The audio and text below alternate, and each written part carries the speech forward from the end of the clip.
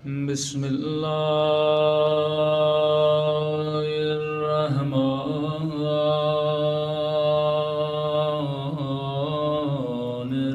الرحيم الحمد لله رب العالمين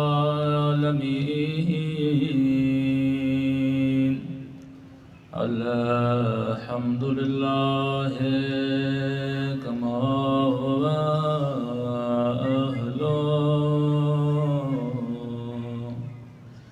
الصلاة والسلام على سيد المرسلين وخاتم النبيين أبي القاسم محمد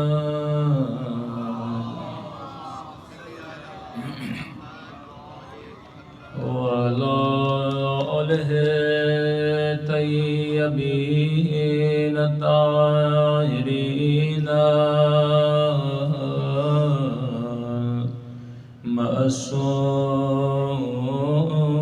معصومين. دعائے سرکار امام اعظم. اللهم كل وليك حجة بن الحسن صلواتك عليه وعلى آبائه في هذه الساعة وفي كل ساعة وليا وحافظا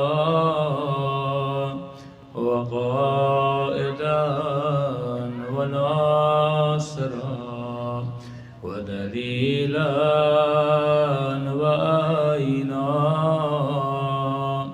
حتى تسكنه أرضك طوعا وتمتعه فيها طويلا برحمتك يا أرحم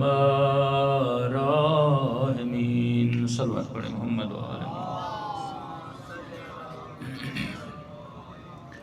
بسم اللہ الرحمن الرحیم. رب اشرح لی صدری ویسر لی امری واحلل عقدۃ من لسانی یفقهوا قولی. اما بعد فقد قال سبحانہ وتعالی فی محکم کتابہ المجید. بسم اللہ الرحمن الرحیم. هل ادلکم علی تجارۃ تنجیکم من عذاب علیم تؤمنون باللہ وتجاہدون فی سبیل اللہ. صلوات پڑھیں محمد وآل محمد.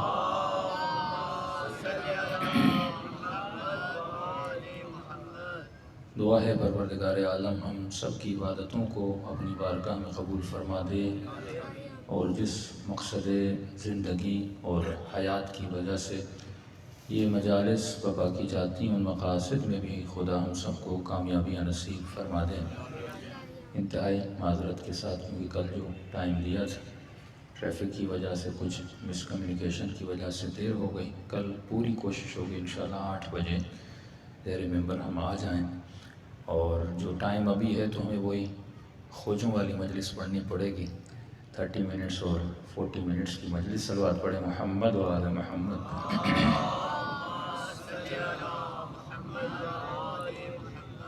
کیونکہ افریقہ میں ہم جب بھی جاتے ہیں تو وہاں مجلس کا ٹائم ہوتا ہے 30 منٹس، 31 ہوتا ہے تو وہاں پر اعتراض کیا جاتا ہے. تو آج وہی صورتحال ہے. ارشاد ہوا هل ادلکم علی تجارۃ، اے انسان کیا تمہارا رب، کیا تمہارا پروردگار تجھے ایک ایسی تجارت کی طرف، ایک ایسے بزنس کی طرف دعوت دے جس میں نفع ہی نفع ہو، نقصان نہ ہو.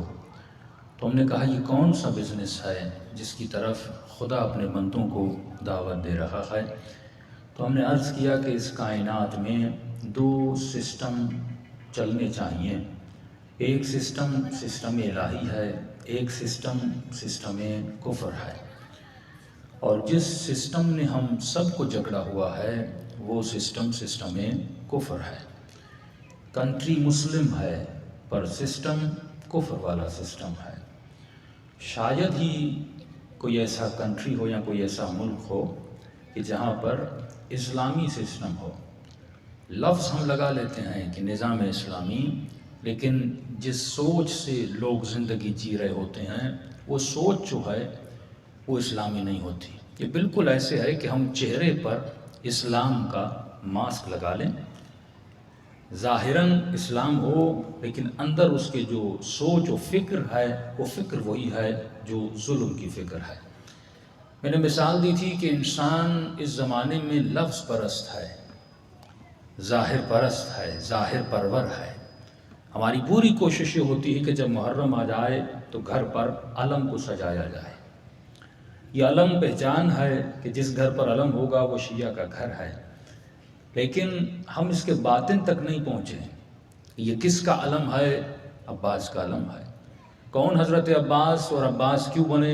حسین کے بھائی تو اور بھی تھے، لیکن اتنی عظمت، اتنا وقار حضرت غازی عباس کا کیوں ہے؟ حالانکہ سارے ام البنین کے بیٹے ہیں، حسین کے بھائی ہیں. عباس چمکے اس لیے کیونکہ عباس میں ادب تھا، امام کی اطاعت تھی. حضرت عباس اپنے امام زمانہ کو جانتے تھے اور سمجھتے تھے کہ میرے امام زمانہ کیا سوچتے ہیں. حسین کے فرمان سے پہلے حسین کی سوچ کو ریڈ کر لیتے تھے. اس سے پہلے کہ امام کو کہنے کی ضرورت پڑے غازی عباس آگے بڑھتے تھے اور اس فرمان کو بجا لاتے تھے. عباس کا ادب اتنا بلند تھا کہ امام حسین نے فرمایا کہ میری زیارت اور میری زری کے پاس آنے سے پہلے غازی عباس کی زری کے پاس جایا کرو. یہ مقام ملا. چند امام زادے ہیں جن کا مقام بہت بلند ہے. بیٹا بات نہ کیا کریں، صلوات پڑھیں محمد و آل محمد. چند امام زادے ایسے ہیں جن کا مقام بلند ہے، جن میں جناب بی بی معصومہ قم ہیں، شاہ عبدالعظیم ہیں تہران میں، جن میں غازی عباس ہیں. ایک اور امام زادے ہیں جن کی آپ زیارت کرنے جاتے ہیں سامرا کے راستے میں. یہ چند امام زادے ہیں جن کی زیارت کا ثواب اہل بیت کی زیارت کا ثواب ہے. امام حسین فرماتے ہیں کہ جسے اہل بیت سے فرمان ہے کہ جسے بھی امام حسین کی زیارت کا ثواب لینا ہے وہ تہران میں شاہ عبدالعظیم کی زیارت کر لے، اور جسے جناب فاطمۃ الزہرا کی قبر کا زیارت کا ثواب لینا ہے وہ قم میں معصومہ کی زیارت کر لے. یہ چند امام ذات. تو انسان کو سوچنا چاہیے خدا اس طرح تو کسی کو مقام نہیں دیتا. ان کے وجود میں وہ کون سی صفت تھی جس کی وجہ سے عباس بنے. تو ہم گھر پر علم تو لگا لیتے ہیں، اور اس کا علم جو سب سے زیادہ با وفا بھی تھا، اور اس کا علم جس کے وجود میں جذبہ ایثار تھا، نہ کہ جذبہ قربانی، جذبہ ایثار. ایثار کا مطلب یہ ہے کہ اگر بھائی پیاسا ہے تو میں بھی پیاسا رہوں گا.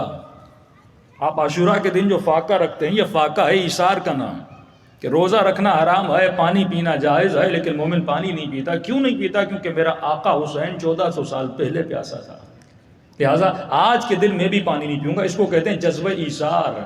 حضرت عباس با وفا تھے، با ادب تھے، جذبہ ایثار تھا. اور کوئی مومن اسی عباس کا علم اپنے گھر پہ لگا لے اور اسی گھر کی چھت کے نیچے میاں بیوی لڑتے رہیں، بیٹا باپ کی بے احترامی کرے اور باپ بے ادب بن جائے، تو جس گھر میں ادب نہ ہو اس کا مطلب یہ ظاہری علم ہے، اس علم سے میں نے کچھ لیا نہیں ہے. تو ہم ظاہر پرور ہیں، ہم کبھی بھی باطن میں نہیں گئے. ہم صرف سجاوٹوں کے پیچھے ہیں، یہ نہیں کہ ہم اپنے وجود کو سجا لیں. فرماتے جس طرح عباس کے علم کو اپنے گھروں کی چھتوں پہ بلند کرتے ہو، اسی طرح عباس کے کردار کو اپنے وجود کے اندر بلند کرو. یہ خوشی ہے اہل بیت کے لیے. ایک ایسی سوسائٹی، ایک ایسا معاشرہ جس کے وجود میں اہل بیت کی سوچ پائی جاتی ہو. تو میں نے کہا کہ عنوان بھی یہی تھا کہ معاش اور معاد. دنیا کی سوچ ہے کہ دنیا میں وہ نظام بنایا جائے جس نظام کی بیسک بنیاد ہو معاش. ظاہری طور پہ آپ کو مثالیں دوں کہ اے انسان جب تو دوستی کرتا ہے تو تمہاری دوستی کرنے کی بنیاد کیا ہوتی ہے؟ معاش. مالدار ہے، ایم پی اے ہے، ایم این اے ہے، پیسے والا ہے، پولیٹیکل اس کے بڑے کنیکشنز ہیں، لہٰذا دوستی کروں گا تو کیا ملے گا؟ معاش کا فائدہ ملے گا. جب گھر میں بیٹی کا رشتہ آتا ہے تو پہلی سوچ جو میں رکھتا ہوں وہ سوچ ہی ہوتی ہے کہ اس بندے کا معاش مضبوط ہے یا نہیں ہے۔ ہمارے تعلقات یہاں تک کہ ممبر پر آنے والے جب اپنی مجالس کی سلیکشن کرتے ہیں تو پہلے یہ دیکھا جاتا ہے کہاں سے میرا معاش مضبوط ہوگا۔ یہ سوچ اتنی جڑ پکڑ گئی کہ اس کا شکار مولوی بھی ہو چکا، اس کا شکار ایک مسلم بھی ہو چکا، اس کا شکار جو مجلس کروانے والا ہے وہ بھی ہو چکا، کیونکہ ہمارا معاشرہ چل ہی معاش پہ رہا ہے۔ اور یورپ کا معاشرہ اگر کامیاب ہے کیونکہ اس نے اپنے معاشرے کی بنیادوں کو کس پہ رکھا؟ معاش پہ رکھا۔ اسی معاش کو اگر نظم دو تو بہت بڑی سویلائزیشن بن سکتی ہے۔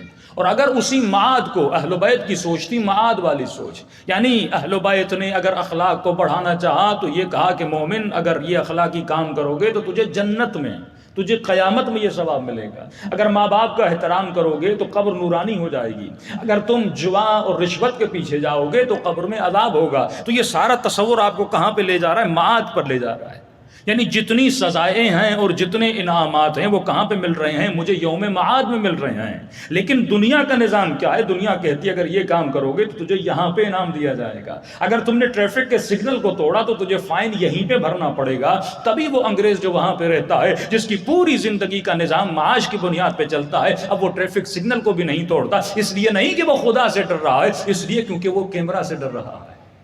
وہ کیمرہ وہاں پر موجود ہے، کیمرہ کی آنکھ اسے دیکھ رہی ہے، اور اگر یہ آنکھ اس پر جرمانہ نہ ڈالتی، فائن نہ لگاتی، یہ بھی سگنل کو توڑ دیتا۔ اگر یہ با اخلاق ہے، اس لیے با اخلاق ہے کیونکہ اسے اپنے پاؤنڈز اور پینیز کو بچانا ہے، اسے ڈالر کو بچانا ہے۔ اگر میں نے سگنل کو کراس کر دیا مجھے $100 دینے پڑیں گے، مجھے 100 پاؤنڈ دینے پڑیں گے۔ یہ ان پاؤنڈز کو بچانے کے لیے سگنل پہ رک جاتا ہے۔ اور میں نے کہا اس کے الٹا تصور کر دیجئے، اگر خدا یہ کہتا تھا اے مومن اگر تو غیبت کرتا، اگر کسی مومن کے پیچھے بات کرتا تو تجھے $1000 جرمانہ دینا پڑتا، واللہ کوئی مومن بھی غیبت نہ کرتا۔ اگر تو باپ کی بہترامی کرتا تو تجھ سے $1,00,000 پولیس لے گی، کبھی بھی کوئی اپنے والد کی بہترامی نہ کرتا۔ وہاں پر قوانین کی بنیاد کس پہ بنائی ہے؟ معاش پہ بنائی ہے۔ اگر کوئی بیوی طلاق لے لیتی ہے، آدھی ملکیت وہاں چلی جاتی ہے، کوئی مرد جرت ہی نہیں کرتا کہ اس کو ڈائیورس دے، کیونکہ مال کیا آ جاتا ہے؟ خطرے میں پڑ جاتا ہے۔ بیٹا بیٹے کو بھی باپ اگر مارے گا، بیٹا شکایت کرے گا، اس پر فائن کیا جاتا ہے۔ تو یورپ کا باپ جو ہے وہ ڈرتا ہے، وہ اپنے بیٹے کو صحیح راستے پہ لانے سے بھی ڈرتا ہے، کیونکہ وہاں پر مال خطرے میں پڑ جاتا ہے۔ لیکن حسین نے کربلا میں ایک عجیب پیغام دیا، وہ پیغام معاش کو بچانے کا پیغام نہیں تھا۔ ایک طرف حر ہے، ایک طرف ابن سعد ہے، ایک طرف جناب زہیر ہے، ایک طرف شمر ہے۔ ایک اپنے معاد کو بچانے کے لیے حسین کے پاس ہے، دوسرا اپنے معاش کو بچانے کے لیے یزید کے پاس ہے۔ صلوات پڑھے محمد و آل محمد۔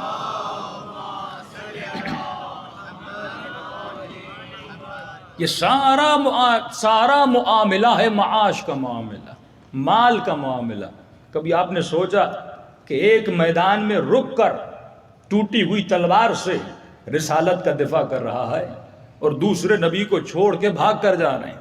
ہم صرف سن کر نعرہ مارتے ہیں، صرف سن کر واہ واہ کرتے ہیں، لیکن آج تک یہ نہیں سوچا وہ بھاگا تو بھاگا کیوں، اور علی رکے تو رکے کیوں، علی کے رکنے کی وجہ کیا ہے اور فلاں کے بھاگنے کی وجہ کیا ہے۔ اگر وجوہات کو انسان تلاش کر لے، ارے یہ صفت ہے جو انسان کو بھاگنے پر مجبور کرتی ہے، اور وہ صفت حسنہ ہے جو انسان کو رکنے پر مجبور کرتی ہے۔ اگر یہی صفات تیرے وجود میں آ جائے تو تم اسی منزل پہ آ جاؤ کہ مثلی لا یبایع مثل یزید، تو بھی مثل حسین بن سکتا ہے۔ اگر حسین جیسی صفات تیرے وجود میں آ جائے تو بھی مثل علی بن سکتا ہے۔ اگر علی جیسی تمہاری صفات وجود میں آ جائے، آج تک ہم کہتے ہیں کہ یزید مردہ آباد ہے، ہاں روحانی اعتبار سے یزید مردہ ہو گیا ہے، لیکن تجھے یزید کا کردار آج بھی نظر آتا ہے، مختلف قوموں میں نظر آتا ہے، مختلف افراد میں نظر آتا ہے۔ تبھی امام نے اصول دے دیا کہ مثلی لا یبایع مثل یزید، تا قیامت جس کا کردار حسین جیسا ہوگا وہ کبھی بھی یزید جیسوں کی بیعت نہیں کرے گا۔ یعنی اے انسان یہ مت بھولنا کہ یزید مر چکا ہے، یزید کا کردار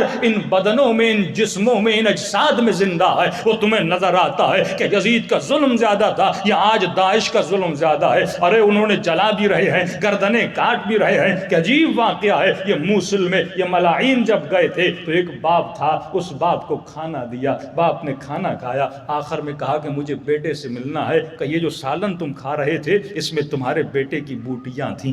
یہ ظلم کہاں پر آپ تاریخ میں دیکھتے ہیں؟ یہ داعش نے ظلم کیا، بچیوں پہ ظلم کیا. یہ کون سا کردار ہے؟ یہی یزید کی کڑی کا کردار ہے جو ان کے وجود میں ڈھلا ہوا ہے. اور آج آپ کو شہداء کا مقام نظر آتا ہے، قربانی اور جذبہ ایثار نظر آتا ہے. یہ کس کا کردار ہے؟ یہ حسین کا کردار ہے. تو دونوں کردار زمانے میں چل رہے ہیں. تجھے یہ سوچنا ہے کہیں ایسا تو نہیں کبھی کسی کردار میں شدت ہوتی ہے، کبھی کسی کردار میں ضعف ہوتا ہے، یعنی کوئی کردار ضعیف اور دھیما ہوتا ہے، کوئی کردار قوی اور پاورفل ہوتا ہے. کہیں ایسا تو نہیں وہی ظلم شمر کی صفت تیرے وجود میں بھی ہو لیکن اتنی زیادہ نہ ہو لیکن اس کی جھلک موجود ہو. کہیں ایسا تو نہیں کہ معاش پروری، مقام پروری، شہرت پروری وہی کردار تیرے وجود میں بھی ہو لیکن اتنی بلندی والا نہ ہو، تھوڑا چھوٹا سا ہو. تو یہی کردار وقت کے ساتھ ساتھ مضبوط ہوتا جاتا ہے اور تمہارے وجود کو شیطان بنا دیتا ہے. تو جنگ معصوم جسم سے نہیں ہے. معصوم جو جنگ کر رہے تھے وہ سوچ کی جنگ تھی کہ سوچ کو نابود کرنا ہے جو معاش کی سوچ ہے. اس کا مطلب یہ نہیں کہ تجھے کمانا نہیں ہے، اس کا مطلب یہ نہیں کہ تجھے گاڑی نہیں لینی، اس کا مطلب یہ نہیں کہ اپنے بچوں کے لیے گھر نہیں بنانا. تو گھر بھی بنا، تو گاڑی بھی لے، تو جاب بھی کر، صبح سے شام تک محنت بھی کر، لیکن اے انسان جو قدم اس معاش کے پیچھے جا رہے ہیں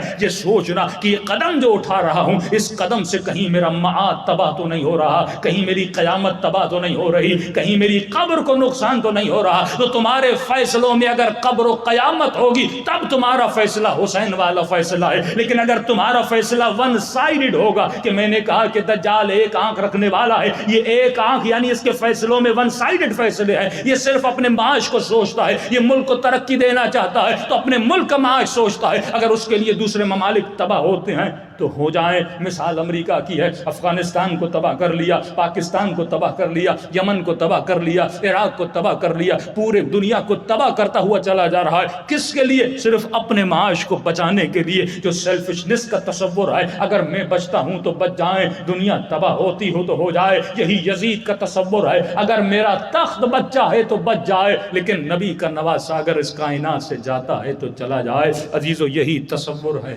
جو اہل بیت آپ کے وجود میں ڈالنا چاہتے تھے کہ انسان کبھی معاد کے تصور کو ذہن سے نہ بھلانا، کیونکہ اگر تم نے معاد کو بھلا دیا تو تمہارے اعمال کو ایسی دیمک لگ جائے گی اور احساس تب ہوگا جب یہ روح بدن سے نکل کے جائے گی. صلوات پڑھے محمد و آل محمد.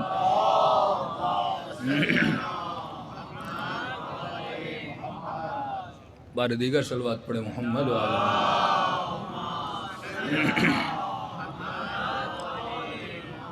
تو انسان کو سوچنا چاہیے کہ میں اپنے قدوم کو کیسے اٹھاتا ہوں.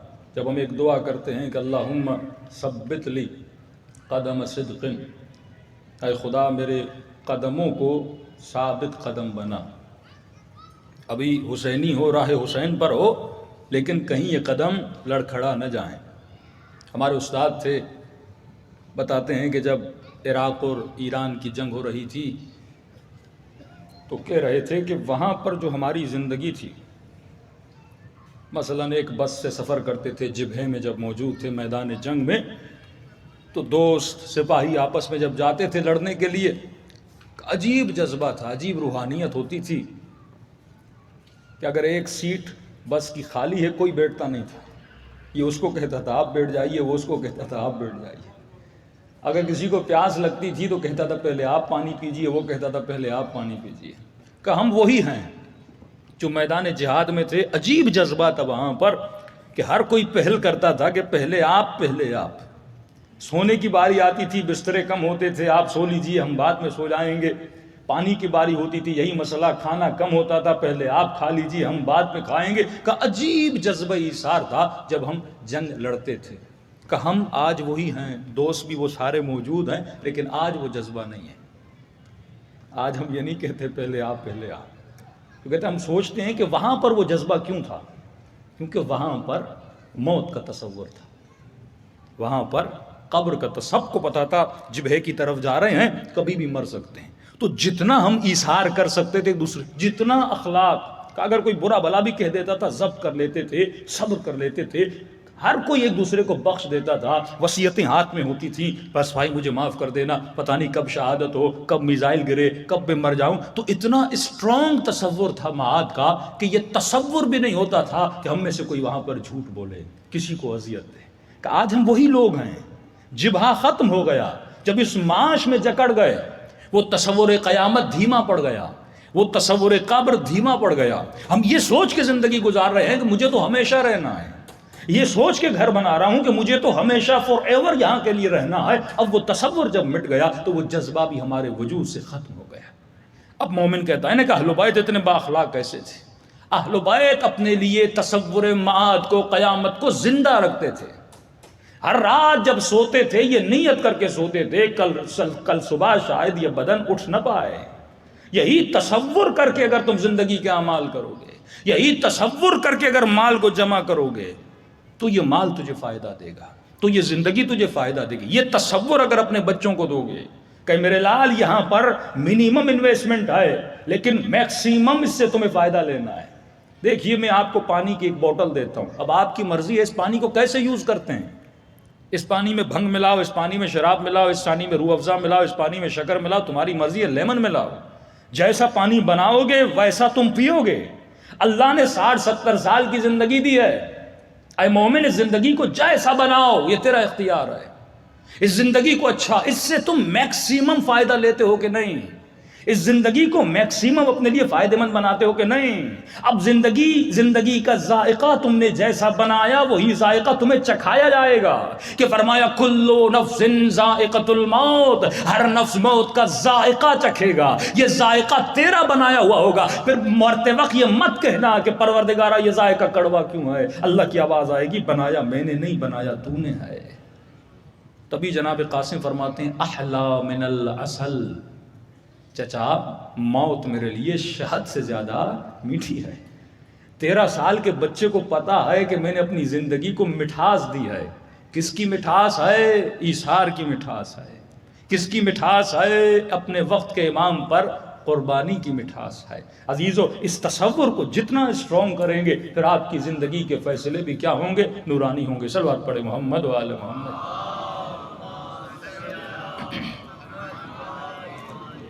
وعجل فرجہم، کئی سال پہلے میں نے یہ واقعہ بتایا، اور یہ واقعہ اور ربط مصیبت کہ جب صدام ملعون واصل جہنم ہوا تو مولا حسین کے حرم کو انہوں نے وسعت دینا چاہے کہ حرم جتنا بڑھا سکتے ہیں اتنا حرم کو بڑھا دیں۔ تو ظاہر انہوں نے زمینیں خریدنا شروع کی، بڑا رقبہ انہوں نے خرید لیا۔ کنسٹرکشن کا کام شروع ہونے والا تھا، لیکن اس راہ میں ایک چھوٹا سا گھر تھا، وہ رہ گیا۔ تو انہوں نے ٹیم کو بھیجا کہ بھائی آپ جاؤ اس گھر کی ویلیو نکالو، مثلا گھر کی ویلیو ہے 30-40 لاکھ، تو آپ کچھ زیادہ رقم اس گھر کے مالک کو دینا تاکہ کسی اور جگہ پہ جا کے بڑا گھر لے لے۔ مثلا گھر کی ویلیو تھی 40 لاکھ، تو آپ اسے 70 لاکھ کی آفر کرنا اور بتانا کہ آپ کا گھر حسین کے حرم کے لیے لیا جا رہا ہے۔ اس سے بڑی خوش نصیبی کسی کے لیے کیا ہوگی؟ کہ یہ پہنچے اور پتہ چلا کہ یہ گھر ایک مزدور کا، ایک بنا کا گھر ہے اور انتہائی غریب آدمی ہے۔ انہوں نے کہا یہ تو خوش ہو جائے گا اگر ہم اس کو اتنی بڑی آفر دیں گے۔ آئے اور اس بزرگ کو کہا کہ اس طرح امام کا حرم بن رہا ہے، یہ نقشہ ہے، بیچ میں آپ کا گھر آ رہا ہے، لہٰذا ہم آپ کو، اگر آپ کی گھر کی ویلیو ہے ہی 50-60 لاکھ، ہم آپ کو 70-80 لاکھ دے رہے ہیں، لہٰذا آپ جا کے کوئی اچھا سا گھر بھی لیجئے، آپ کی دنیا بھی بن جائے گی اور آپ کی آخرت بھی بن جائے گی۔ بوڑھے نے تھوڑی دیر سوچا، اس نے کہا گھر کس کا ہے؟ کہا بھائی آپ کا گھر ہے۔ کہا بھائی میں نہیں بیچتا۔ انہوں نے کہا پیسے کم لگ رہے ہیں، ہم 5-10 لاکھ رقم اور بڑھاتے ہیں۔ اس نے کہا نہیں بھائی میرا گھر ہے، میں نہیں بیچوں گا۔ یہ چلے گئے، پھر اس کے پاس دوبارہ آئے، کسی اور کو بھیجا، وسادت کی، لیکن بوڑھا اڑ گیا کہ میں اپنا گھر نہیں بیچوں گا۔ یہ پریشان ہو گئی، عجیب شیعہ ہے مولا کا کہ گھر حرم میں جائے گا، دنیا بنے گی، آخرت بنے گی، لیکن یہ گھر بیچنے کے لیے تیار نہیں ہے۔ انہوں نے پھر گورنمنٹ کا ایک آرڈر لے کر گئے کہ بھائی اتنی مہلت ہے، آپ گھر بیچے ورنہ ہم آپ کا گھر گرا دیں گے، اور کسی بھی صورت میں آپ کا گھر، یعنی جس طرح دھمکی ہوتی ہے وہ دھمکی بھی اس کو دی، لیکن پھر بھی بوڑھا تیار نہیں ہوا۔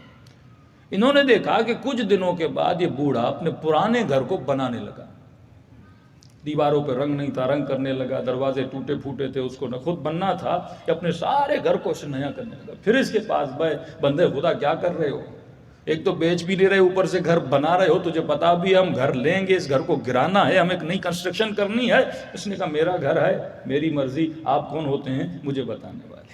کہ جب اس نے اپنے سارے گھر کو نیا کر دیا، اس کا گھر بالکل بن کے تیار ہو گیا، اب اس بوڑھے نے پیغام بھیجا، کہا آ جاؤ، میں اپنا گھر حسین کو دینا چاہتا ہوں۔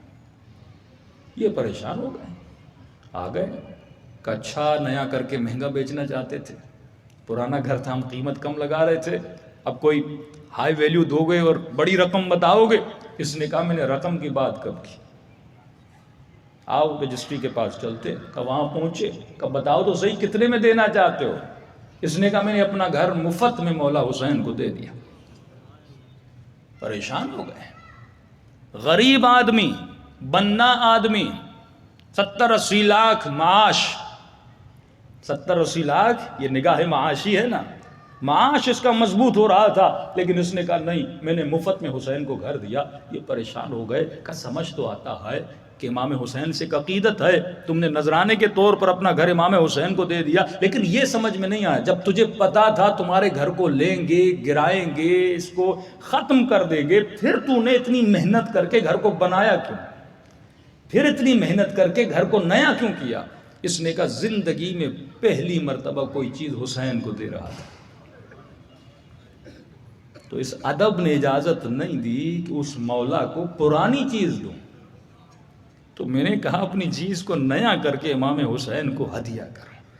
اس کی نگاہ تھی معاد پر، سوچ اس نے سمجھ لیا تھا بوڑھا ہو گیا ہوں، اس گھر کی مجھے ضرورت بھی نہیں ہے، 70 لاکھ ملیں گے کیا ہوگا، 10-20 سال میں ویسے بھی مر جاؤں گا، تو اپنی آخرت کے لیے ایسا ذخیرہ بناؤں، جب حسین کو یہاں گھر دوں گا تو الجزاء الاحسان الا الاحسان، تو حسین مجھے وہاں کیسا گھر دیں گے؟ جب نگاہ معاد والی نگاہ ہو، انسان اگر معاش میں جکڑ جائے، موضوع نہیں ہے، میں کل آؤں گا جو معاشرے کے عیوب ہیں، جس طرح ہم زندگی بسر کرتے ہیں، امام کا نام تو لیتے ہیں لیکن ہم نے کتنی مدد کی اپنے مولا کی، اس انتظار میں امام آئے، مولا کے سپاہی موجود ہیں، امام کا نظام موجود ہے، میں نے اس نظام کو کتنے بچانے کی کوشش کی۔ دلوں کو کربلا لے جائیں اور دعا کریں کہ پروردگار عالم یہی جذبہ جو اس بزرگ کے اندر موجود تھا، کہ معرفت کا جذبہ، ہم سب کو پروردگار عالم عطا کرے۔ السلام علی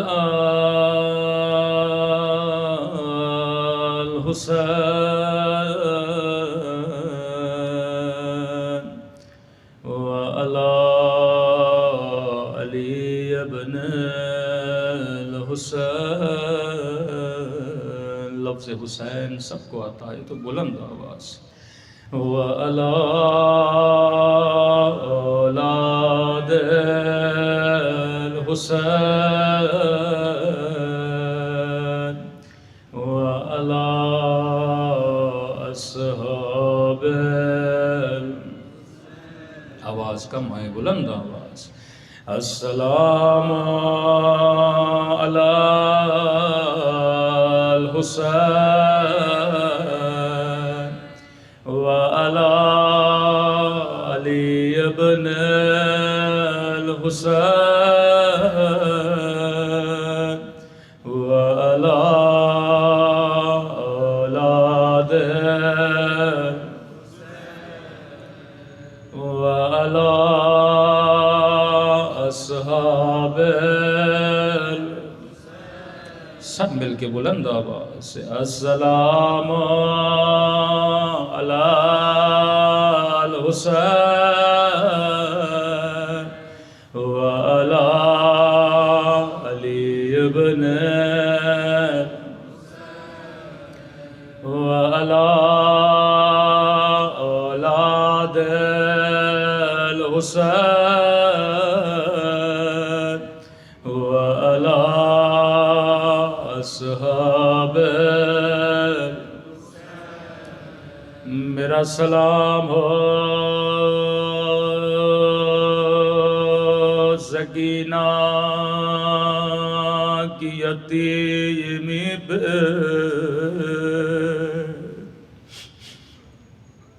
میرا سلام ہو،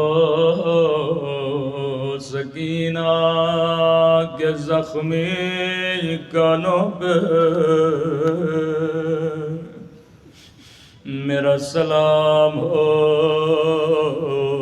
سکینہ کے نیلے رخساروں پہ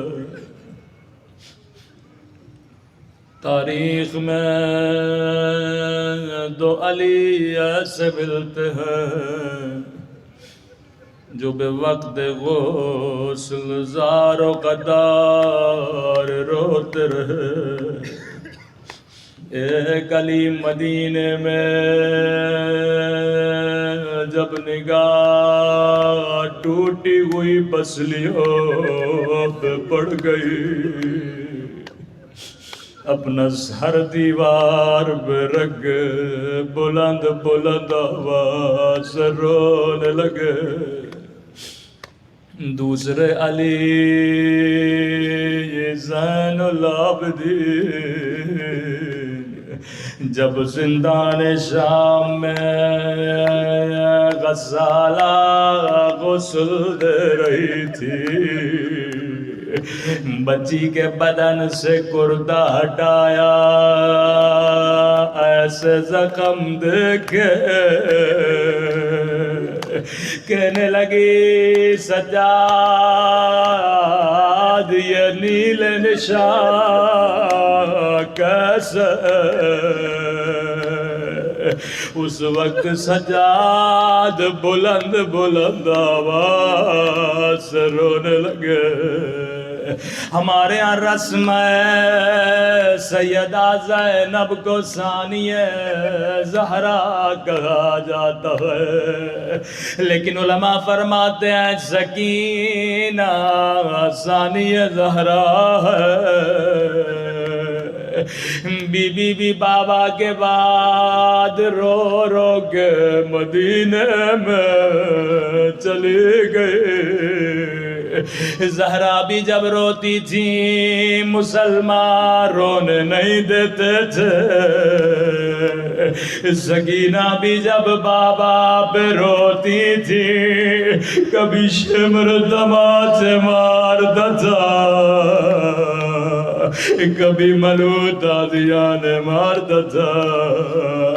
سیدہ زہرا بھی بابا کے بعد زیادہ دیر زندہ نہ رہی، سکینہ بھی بابا کے بعد زیادہ دیر زندہ نہ رہی۔